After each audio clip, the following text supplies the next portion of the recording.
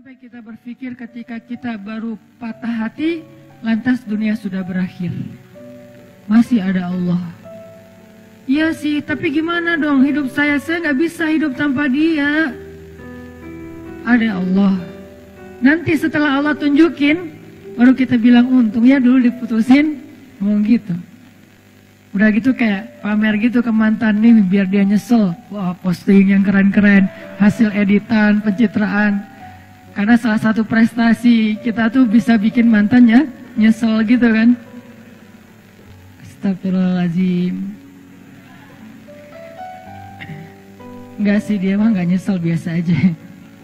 Artinya kegeeran kita doang kali ya. Wah, dia pasti udah nyesel nih, gue sekarang dokter.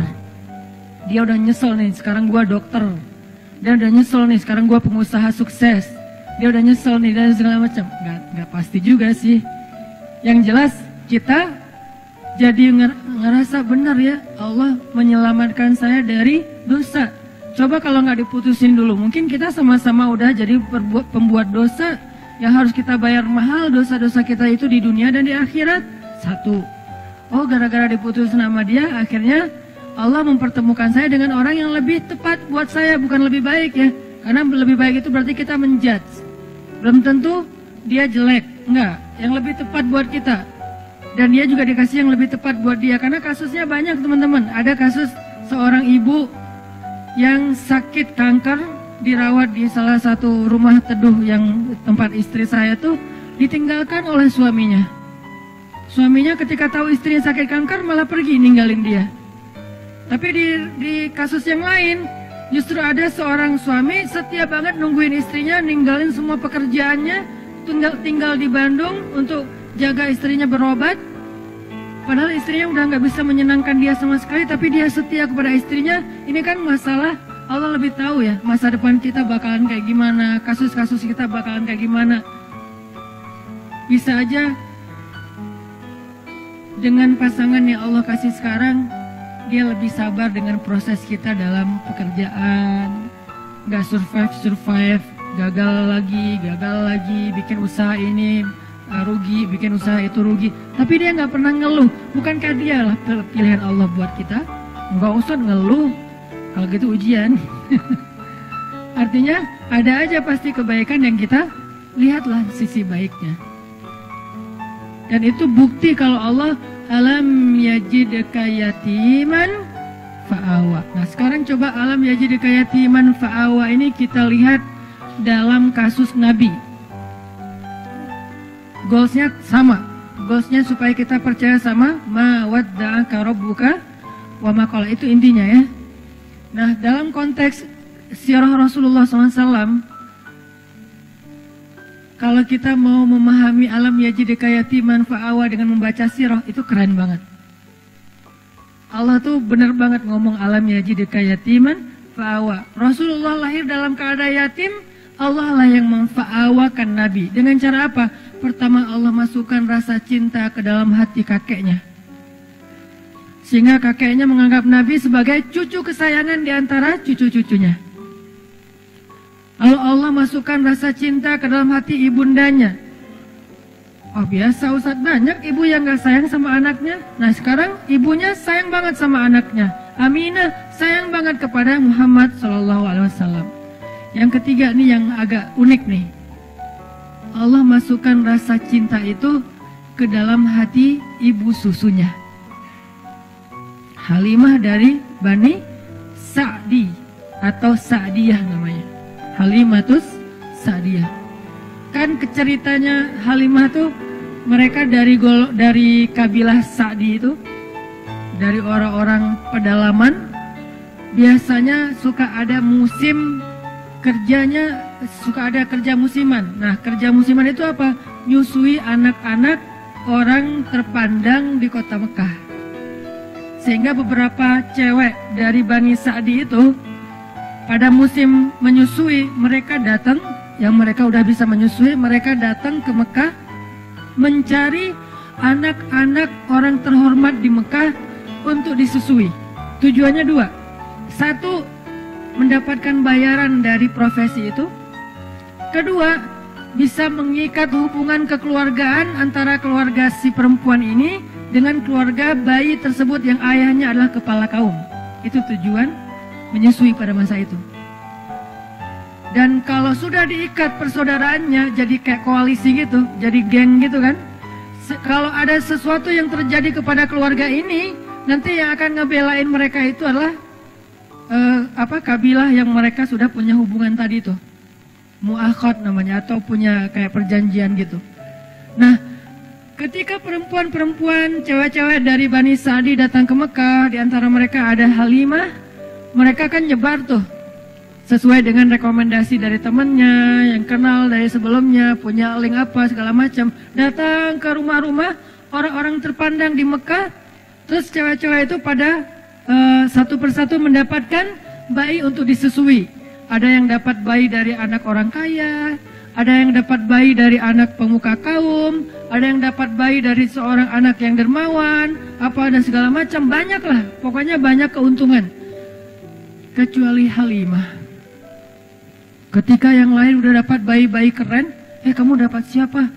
Saya dapat anak kepala suku itu. Wah, beruntung sekali kamu. Berarti keluarga kamu sekarang punya ikatan dengan suku yang paling kuat.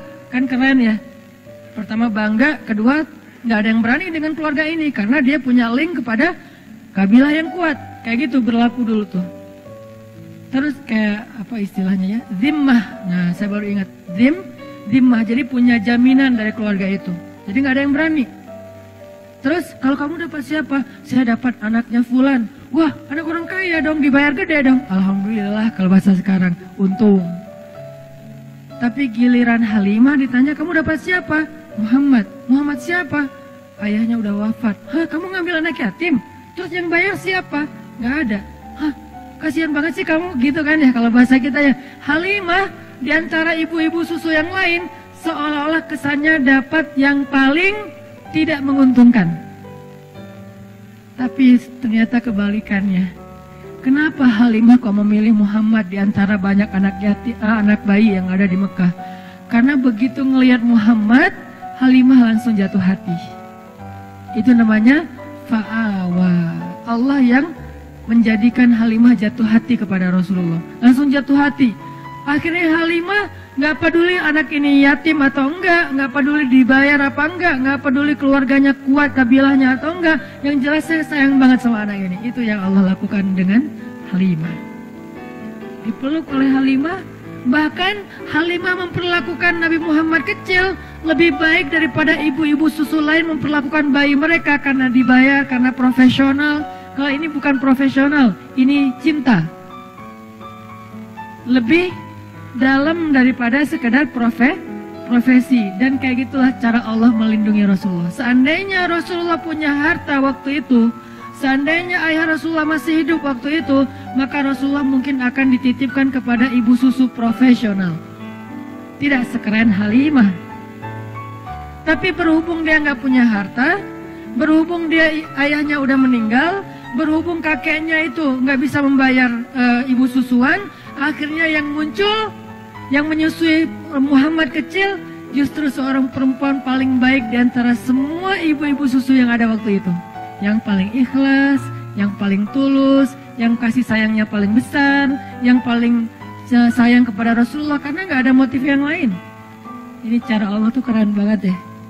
Kalau cara kita, nih gimana nih? Kasihan anak kita nggak ada uang, kasihan anak kita nggak ada kabilahnya nggak kuat, kasihan. Itu kan cuma logika kita. Ini namanya ilmiah. Tapi ada robbaniyah, ada logika ilmiah, ada logika robbaniyah. Kalau logika robbaniyah apa? Alam yajidka yatiman fa'awa. Itulah yang kita berlakukan dalam hidup kita kadang, teman-teman. Kadang-kadang kita kan pakainya logika ilmiah ya. Gimana nanti kalau sakit nggak ada jaminan?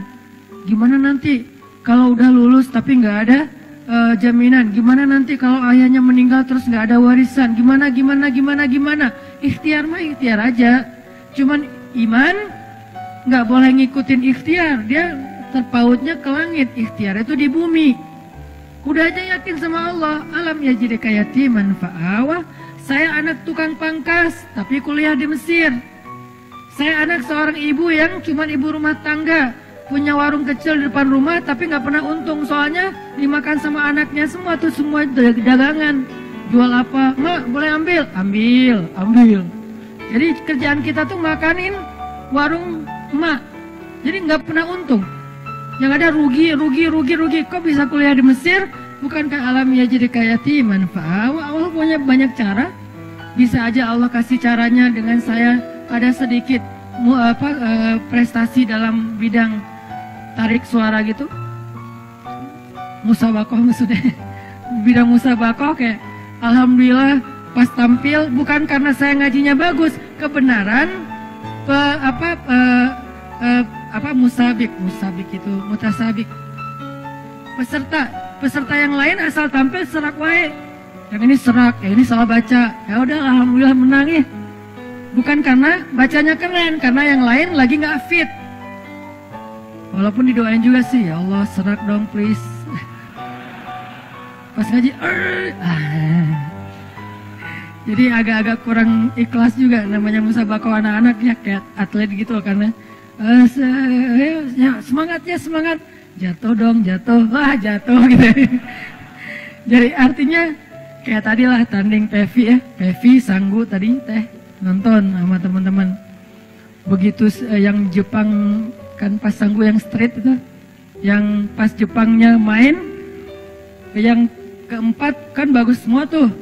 Landingnya bagus, sempurna, skornya 8,7, tinggi-tinggi gitu. Pas yang kelima, ya Allah jatuh beneran. Wah, akhirnya kita kayak bahagia gitu kan, lawannya jatuh gitu kan. Berarti Sanggu bisa naik nih. Sanggu juga jatuh. Jadi kita doa, orang Jepang juga doa. Tapi sama-sama karena mungkin bukan masalah ibadah, ya Allah yang menentukan yang terbaik. Tapi ala kulli hal, overall sih keren, pride.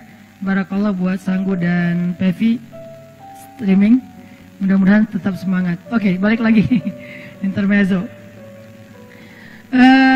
Teman-teman, jadi Allah memilihkan untuk seorang Muhammad kecil, ibu susuan terbaik, justru dengan cara apa? Gak punya modal, gak punya pengaruh, akhirnya dapatlah gak punya ayah, malah dapat ibu susuan terbaik. Kalau masih ada ayahnya, kalau ada modalnya, kalau punya pengaruh, pasti yang dapat itu ibu susuan yang ada maunya. Ini cara Allah teman-teman. Alam ya jadi kayak yatiman fa'awa. Selesaikah di situ? Belum. Selesai era susuan, bahkan Allah memilih untuk Nabi itu tempat beliau tumbuh dan belajar bahasa adalah tempat kabilah yang paling baik. Karena ada beberapa ibu susuan dari kabilah yang banyak, Allah pilih untuk Rasulullah kabilah Sa'diyah. Kabilah Sa'diyah ini apa? Yang ngomong bahasa Arabnya tuh paling lekoh. Yang ngomong bahasa Arabnya paling lekoh di antara orang Arab. Yang paling ningrat gitu kalau ngomong. Saya pernah jalan sekali ke New Zealand. Belum pernah ke London sih, jadi tahu Britishnya lewat New Zealand. Kalau ke Singapura kan beberapa kali lah ya. Bukan karena banyak duit, bukan. Karena transit. Ke Singapura beberapa kali lah ya. Dengar scene English kan beda banget ya. Dengar scene English tuh kayak nggak pakai aturan, nggak pakai grammar, nggak pakai apa, nggak ada lekoh-lekohnya, apa gitu, santai ngomongnya. Tapi terus ada bahasa Inggrisnya American lah, orang Amerika yang slang kayak gitu-gitu. Begitu dengar anak-anak New Zealand kecil-kecil gitu, 4 tahun, 5 tahun ngomong bahasa British, itu lekoh banget, ningrat banget, jadi kayak nonton Harry Potter gitu. Dengerin aja mereka ngomong lekoh kayak gitu. Kok bisa ya lidahnya gitu ya? Ngomongnya gimana sih? Itu anak Indonesia banget loh. Wajahnya etnik banget, mukanya Indonesia banget, gak bisa ditipu. Tapi pas dia ngomong, itu udah kayak dengerin Harry Potter. Lekoh banget. Ngomongnya uatnya aja tuh gimana gitu. Ngomong no-nya aja kayak dibuat-buat gitu. Tapi kalau kita jadi lucu ya, kalau mereka keren. Nah, Rasulullah tinggal di sebuah kabilah yang ngomong Arabnya tuh paling British. Dalam analogi kita ya, yang ngomong Arabnya bukan sin English, bukan sin Arabic, tapi Britishnya Arabic. Yang paling lekoh, yang paling ningrat, yang diksinya itu yang paling tinggi, sehingga Nabi tumbuh dengan bahasa yang seperti itu di Bani Sa'diyah. Ini skenario dari Allah. Wa wajadaka alam yajidaka yatiman fa'awa. Kalau sekolah kayak gitu mahal. Sekolah Arabik yang British banget mahal tuh. Dan yang sanggup sekolah kayak gitu hanya orang-orang kaya. Rasulullah, Allah punya cara sendiri. Allah tuh luar biasa, luar biasa. Gak ada duit, gak masalah kata Allah. Nanti aku undang aja hambaku yang paling tulus, yang dia bisa ngajarin hambaku ini bahasa Arab yang paling British. Arab yang paling British, ini jangan di-cut ya, jadi salah paham. Arab British apa maksudnya Ustadz? Maksudnya elegan gitu. Maksudnya elegan, lekoh, ningrat, diksinya keren. Nah setelah Nabi lekoh bahasa Arabnya, era pendidikan bahasanya udah selesai. Kan yang paling bagus bahasa itu dari kecil ya, karena anak kecil cepat menyerap bahasa. Baru nanti dia kayak anak saya orang Aceh, istri orang Jawa, tinggal di Bandung. Tapi kalau ngomong bahasa di rumah dia yang paling nyunda, karena teman-temannya anak-anak Bandung gitu. Jadi kalau dia ngomong Aisyah, Maryam tuh kalau ngomong sama saya malah kadang-kadang sering nanyanya ke Aisyah, Aisyah ini artinya apa sih? Aisyah yang ngajarin. Kenapa? Karena dia tumbuhnya di Bandung. Kalau dia tumbuhnya di Aceh, dia bakalan bahasa Aceh. Kalau dia tumbuhnya di Surabaya, dia bakalan bahasa Surabaya. Nah, masing-masing dikasih lingkungannya. Nah, Rasul tumbuhnya di Bani Sa'di, bahasanya paling bagus. Udah selesai? Belum. Nanti ada era lagi kedua setelah masanya Abdul Muthalib, Aminah, Halimah. Nanti ada era kedua awalnya dinaungi atau dipelihara oleh pamannya Abu Thalib. Ini era periode kedua. Dan ini juga luar biasa. Abu Thalib punya banyak anak, tapi yang paling disayang justru ponakannya. Punya banyak anak, tapi yang paling disayang justru ponakannya. Kemana-mana pergi pasti yang dibonceng ponakannya. Muhammad ikut paman, ikut boncengan, motoran gitu. Motornya keledai, onta, kuda. Memotoran aja keliling Mekah, ke Suriah dulu namanya Damaskus, kemudian ke Yaman. Yang dibawa motoran sama Abu Thalib touring kemana-mana itu siapa? Ponakannya, bukan anaknya justru. Kenapa bisa kayak gitu?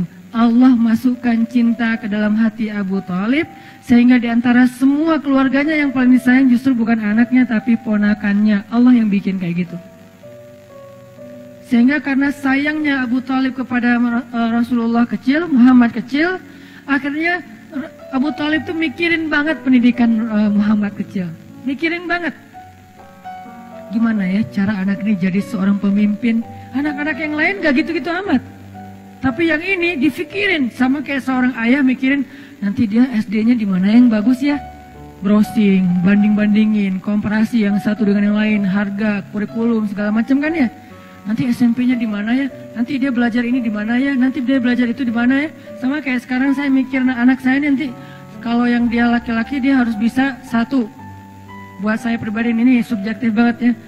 Karena saya mengkader dia rambutnya harus panjang, keriting, berarti dia surfing, skateboard.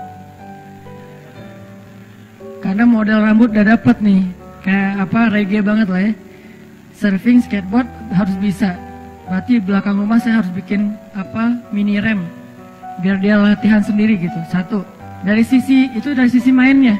Dari sisi intelektualnya mulai sekarang karena istri memang sama-sama belajar di Mesir, diajarin bahasa Arab. Jadi kita kalau ngomong rahasia dengan istri di rumah udah ketahuan sama anak-anak, tahu. Walaupun mereka nggak bisa ngomong bahasa Arab tapi ngerti kalau kita ngomong bahasa Arab. Saya misalnya bilang mau sesekali makan mie instan gitu kan ya. Kan biar anak-anak nggak ikut-ikutan, saya ngomongnya rahasia sama istri, pakai bahasa Arab. Saya pengen makan makaronah gitu ya.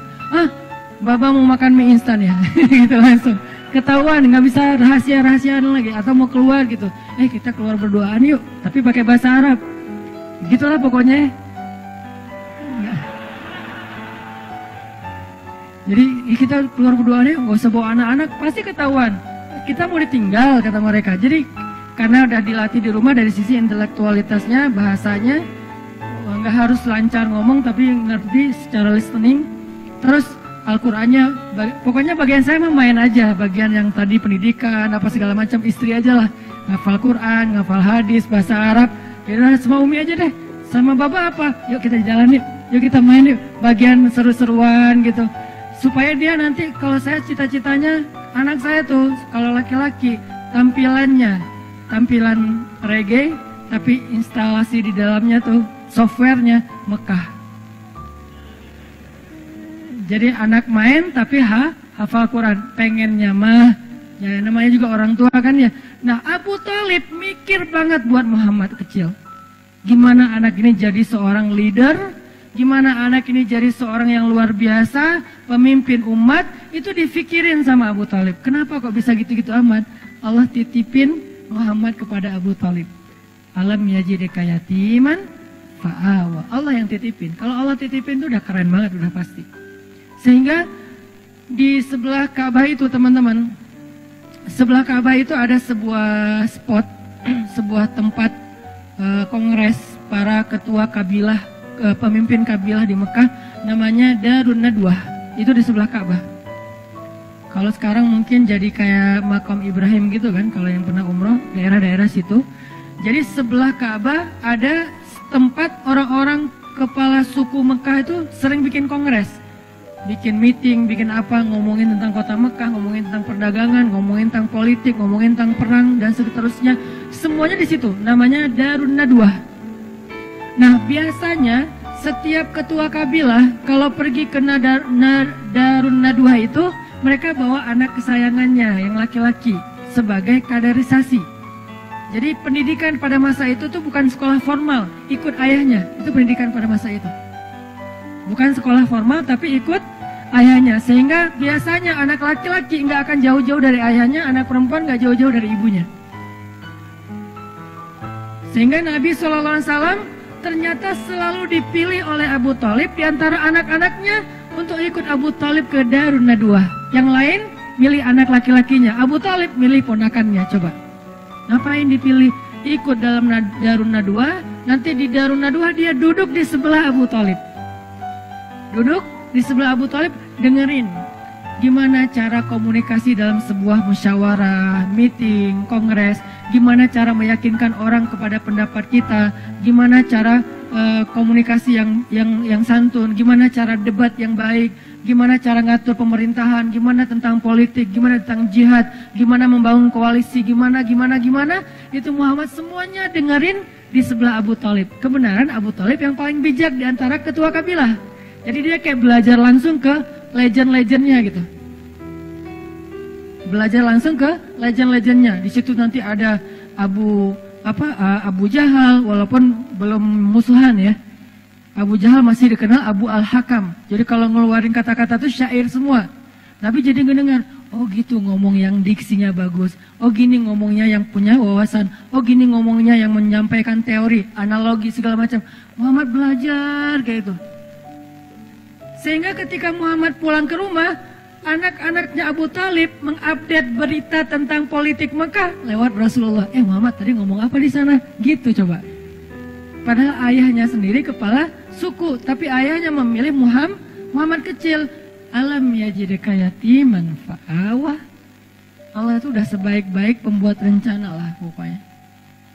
Ini harusnya menjadikan kita makin belief, makin yakin sama Allah. Kalau diserahin urusan kita ke Allah itu emang dahsyat. Ketimbang kita bikin sendiri. Kita nggak apa-apa merencanakan hidup sendiri, merencanakan masa depan sendiri, nggak apa-apa. Tapi tetap serahin ke Allah urusan apa? Urusan jalannya. Jangan sampai kita melenceng. Karena begitu kita melenceng dan menganggap melenceng itu lebih menguntungin kita, berarti Allah udah nggak terlibat dalam hidup kita. Dan kalau Allah udah nggak terlibat, mentok nanti ujung-ujungnya.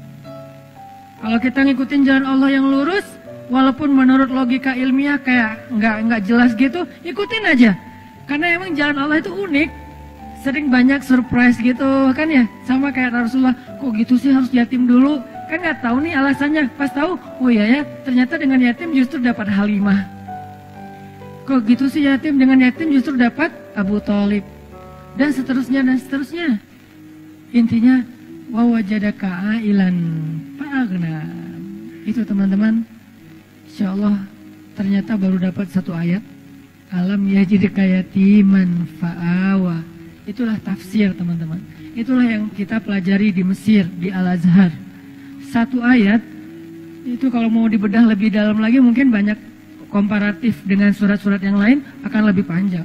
Tapi intinya sih bukan mau pamer ayat, pamer wawasan, bukan. Intinya adalah harusnya semua wawasan yang kita dengar tadi membangun iman di hati kita. Liyazdadu imanan ma'a imanihim, bertambahnya keyakinan di dalam hati kita tentang apa? Tentang Allah. Ma wadda'aka rabbuka wa ma qala. Allah tuh gak pernah ninggalin kamu, gak pernah benci sama kamu. Insyaallah next week kita akan bahas wa wajadaka dhallan fahada. Masih panjang surat Ad-Duha. Gak apa-apa ya lama-lama di surat Ad-Duha. Yang penting mendalam dan setiap ayatnya bisa jadi booster buat kita. Gak usah terburu-buru. Sehingga kita bisa jadikan Al-Quran syifa lima fis sudur, obat hati kita, rahmatan menjadi kebaikan buat kita insyaallah.